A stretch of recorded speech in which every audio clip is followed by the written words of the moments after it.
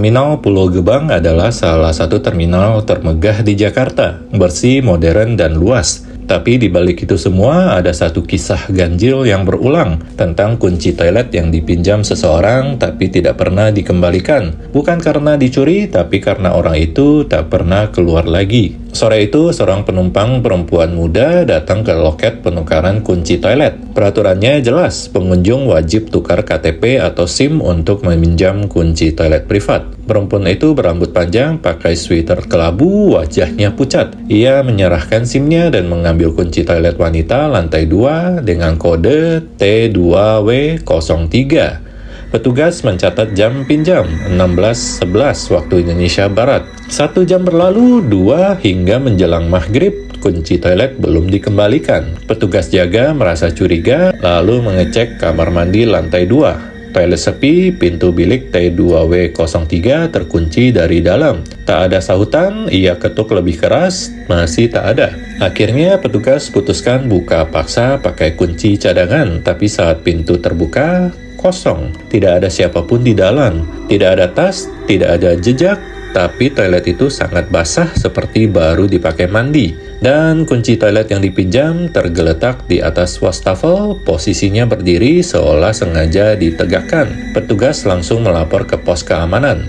Mereka buka rekaman CCTV, terrekam jelas perempuan itu berjalan menuju toilet lantai 2 masuk ke bilik, tapi tidak ada rekaman ia keluar. Rekaman dari pukul 16.12 hingga 17.30 menunjukkan pintu tetap tertutup, tak ada gerakan, tapi rekaman setelah jam 17.31 gelap total. Gambar hilang, bahkan kamera rusak selama 3 jam. Ketika di restart, kamera kembali menyala dan pintu toilet sudah terbuka. Kunci sudah di wastafel. Malamnya petugas shift lama, Pak Jali, bercerita, ia sudah 12 tahun kerja di terminal.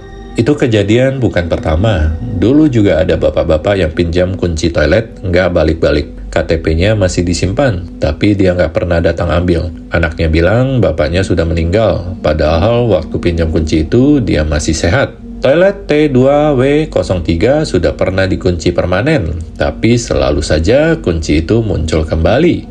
Tiba-tiba tergeletak di meja jaga atau bahkan tergantung di gagang pintu toilet. Penjaga malam lain bernama Yuli pernah melihat sesuatu yang membuatnya berhenti bekerja seminggu. Malam itu sekitar pukul 2 pagi, ia sedang keliling ketika melihat pintu toilet wanita terbuka sedikit. Ia intip dan melihat ada kaki berdiri di depan cermin.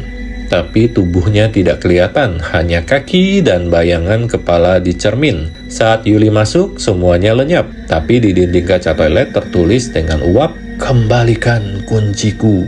Seminggu setelah kejadian perempuan hilang, kunci dan SIM-nya masih disimpan. Tapi suatu pagi saat buka laci penyimpanan, SIM itu sudah tidak ada. Petugas panik, semua CCTV dicek, tidak ada orang mengambilnya.